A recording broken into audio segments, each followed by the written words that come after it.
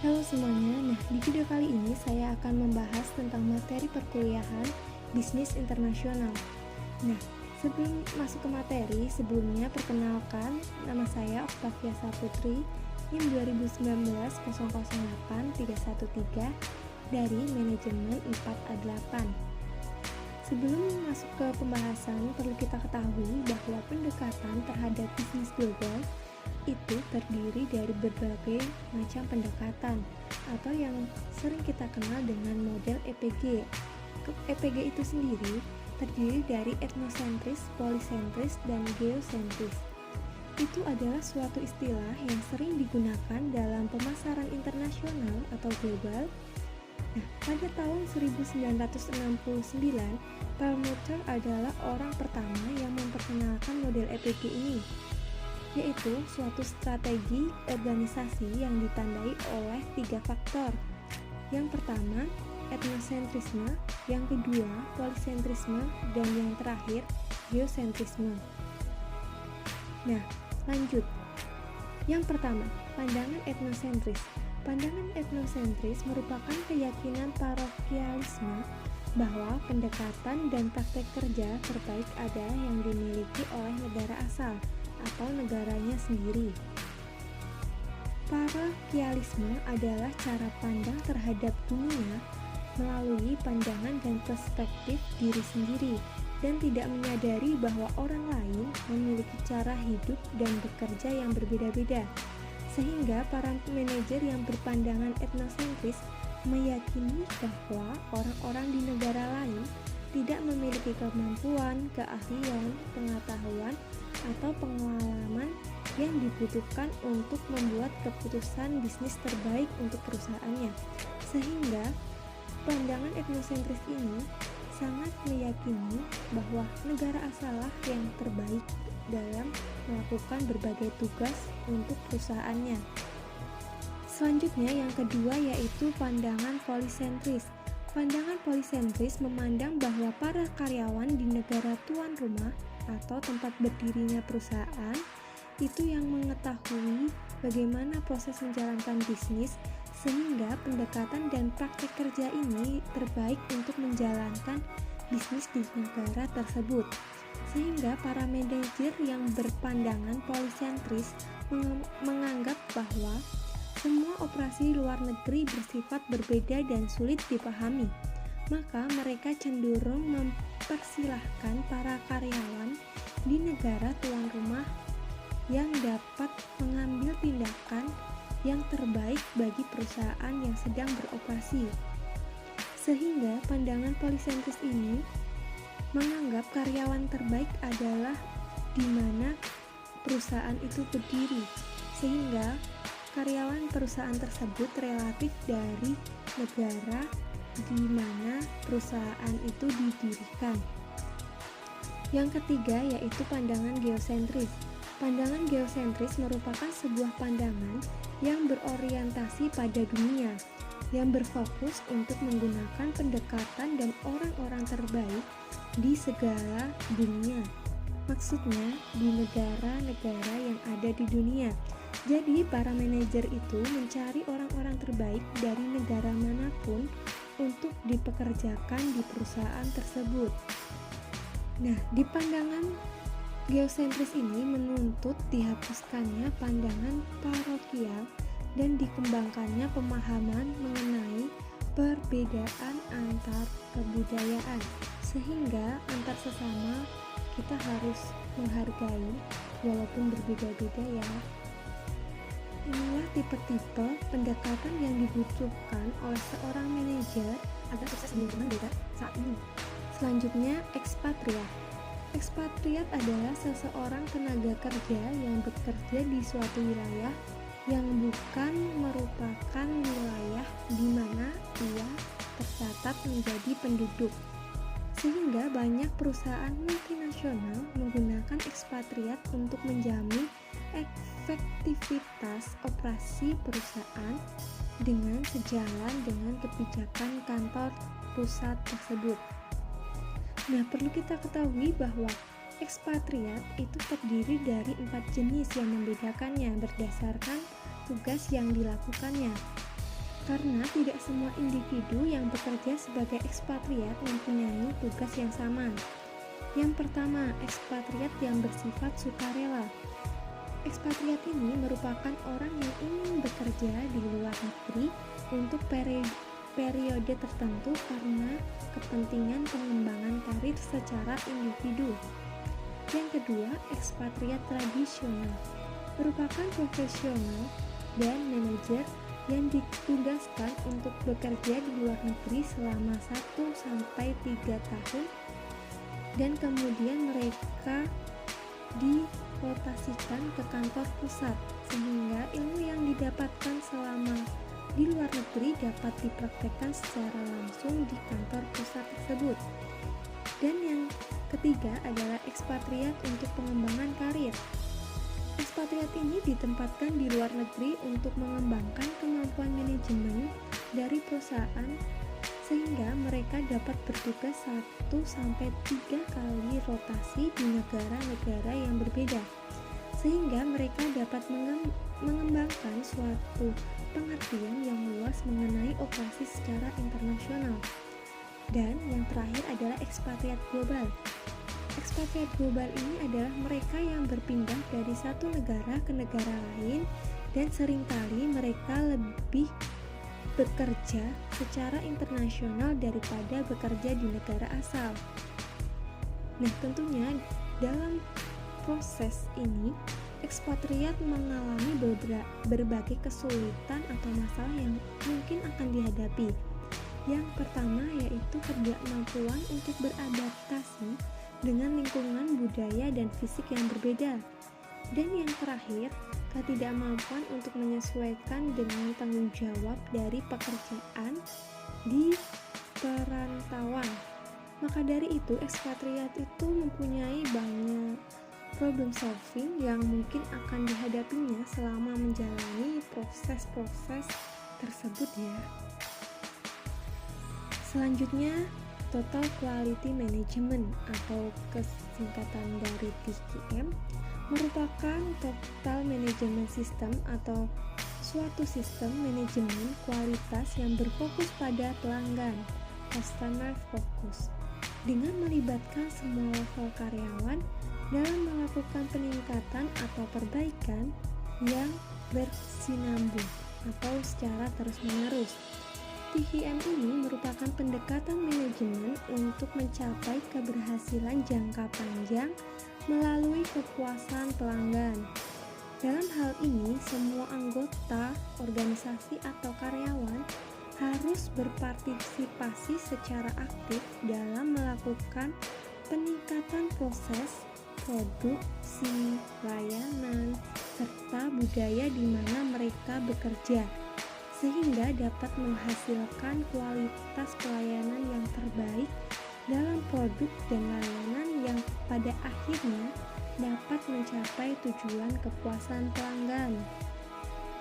Dan perlu kita ketahui bahwa terdapat 8 elemen pokok dalam Total Quality Management.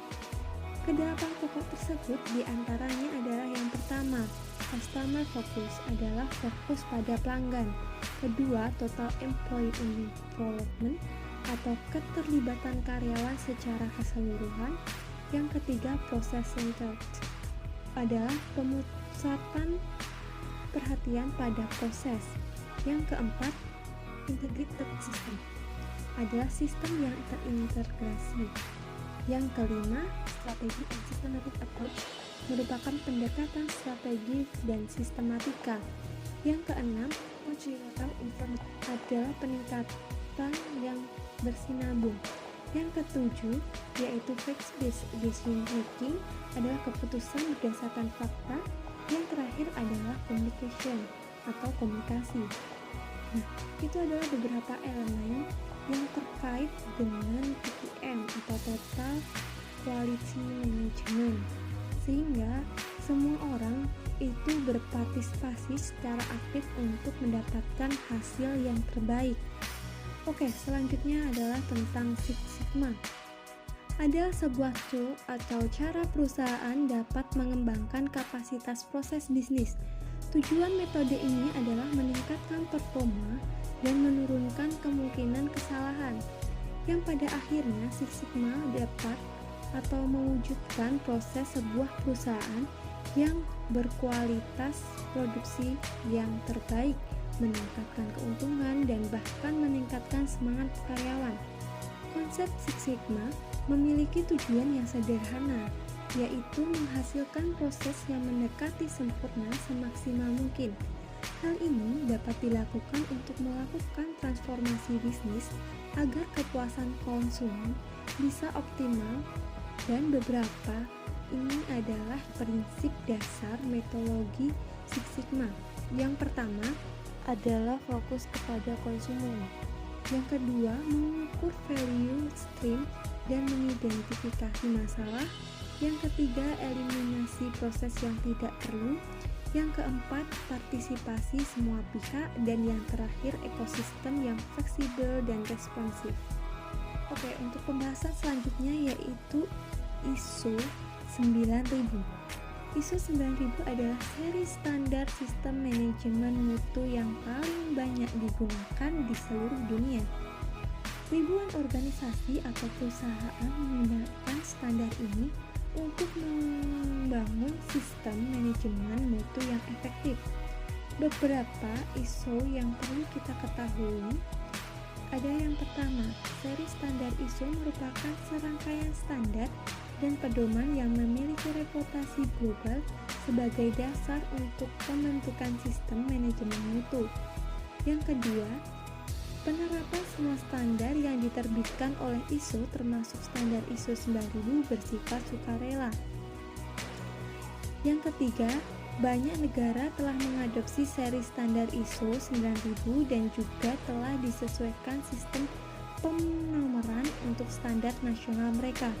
Misalnya di Indonesia menjadi SNI ISO 9001-2/2015 dengan SNI merujuk pada standar nasional Indonesia. Selanjutnya, Just in Time. Just in Time atau yang disingkat dengan JIT merupakan integrasi dari serangkaian aktivitas desain untuk mencapai produksi volume tinggi dengan menggunakan minimum persediaan untuk bahan baku, WIP, dan produk jadi. Konsep dasar dari produksi JIT ini adalah memproduksi produk yang diperlukan pada waktu yang dibutuhkan oleh pelanggan dalam jumlah sesuai kebutuhan pelanggan pada setiap tahap proses dalam sistem produksi dengan cara yang paling ekonomis atau paling efisien melalui eliminasi pemborosan dan perbaikan terus-menerus. Dan JIT ini sendiri memiliki 4 aspek pokok. Yang pertama, semua aktivitas yang tidak bernilai tambah terhadap produk atau jasa harus dieliminasi, sehingga aktivitas ini tidak bernilai tambah meningkatkan biaya yang tidak perlu, misalnya persediaan sedapat mungkin nol. Yang kedua, adanya komitmen untuk selalu meningkatkan mutu yang lebih tinggi, sehingga produk rusak dan cacat sedapat mungkin tidak ada, atau tidak adanya produk yang gagal. Yang ketiga, selalu diupayakan penyempurnaan yang berkesinambungan dalam meningkatkan efisiensi kegiatan. Yang terakhir, menekankan pada penyederhanaan aktivitas dan meningkatkan pemahaman terhadap aktivitas yang bernilai tambah. Dan selanjutnya adalah EDI atau Electronic Data Integration, merupakan suatu metode untuk saling bertukar data bisnis atau transaksi secara elektronik melalui jaringan komputer. EDI ini memiliki standarisasi transaksi perdagangan sehingga perusahaan dapat berkomunikasi secara langsung dari satu sistem komputer ke sistem komputer yang lain tanpa memerlukan hard copy, faktur, serta terhindar dari penundaan, kesalahan yang tidak disengaja dalam penanganan berkas dan sebagainya. Tujuan diberlakukan EDI adalah agar dapat membantu para pelaku bisnis untuk mengelola suatu dokumen dengan pihak lain secara akurat dan secara efisien dalam penyelesaiannya. Apabila proses tersebut dilakukan dengan baik, tentunya akan menghasilkan yang baik juga ya. Kelebihan EDI ini sendiri yaitu penghematan biaya. Kedua adalah kecepatannya, yang ketiga adalah keakuratannya, dan keempat adalah keamanannya, dan yang terakhir adalah integrasi. Integrasi itu sendiri adalah sistem di mana menjadi lebih efisien. Namun tentunya EDI memiliki kelemahan, antara lain kendala teknis jika jaringannya nanti bermasalah ya. Yang kedua yaitu terbatasnya pihak bank yang memakai program EDI. Yang terakhir adalah proses ada aturan hukum mengatur mengenai pemakaian sistem ini. Dan contoh perusahaan yang memakai EDI yaitu Bogasari. Oke, dan yang perlu kita ketahui bahwa sistem EDI ini merupakan sistem yang mempunyai kelebihan dan kelemahan sehingga kita dapat menanggapinya secara baik juga ya. Oke, selanjutnya yang terakhir yaitu tentang Research and Development atau R&D. R&D merupakan penelitian pengembangan.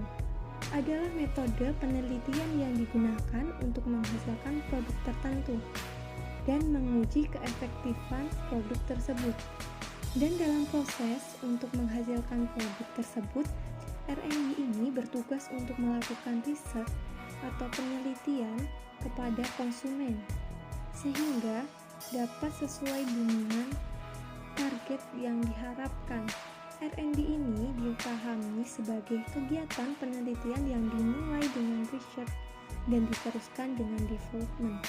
Kegiatan riset dilakukan untuk mendapatkan informasi tentang kebutuhan penggunaan, sedangkan kegiatan development dilakukan untuk menghasilkan perangkat pembelajaran. Nah, tujuan penelitian ini yaitu biasanya berisi dua informasi, yaitu masalah yang akan dipecahkan dan spesifikasi pembelajaran model atau perangkat yang akan dihasilkan untuk memecahkan masalah tersebut. Tujuan penelitian pengembangan adalah pengembangan model atau produk yang efektif guna memenuhi kepentingan program tertentu pada integrasi tersebut. Selanjutnya, agar produk sesuai dengan tujuan yang diharapkan, maka model atau produk tersebut diuji secara langsung di lapangan dan kemudian direvisi. Dan tentunya R&D juga memiliki kelebihan ya. Kelebihan R&D adalah pendekatan penelitian pengembangan mampu menghasilkan suatu model atau produk yang memiliki nilai validasi tinggi karena produk tersebut dihasilkan melalui serangkaian uji coba di lapangan dan divalidasi oleh ahli. Dan tentunya R&D juga memiliki kelemahan. Yang pertama yaitu pada prinsipnya penelitian dan pengembangan memerlukan waktu yang relatif panjang. Dan yang kedua, pendekatan ini dapat dikatakan tidak mampu digeneralisasi secara utuh karena permodelannya pada sampel bukan pada populasi. Oke, itu adalah penjelasan singkat mengenai R&D. Itu adalah penjelasan berbagai macam materi yang mungkin ada di bisnis internasional. Sekian penjelasan yang saya sampaikan, kurang lebihnya mohon maaf. Terima kasih.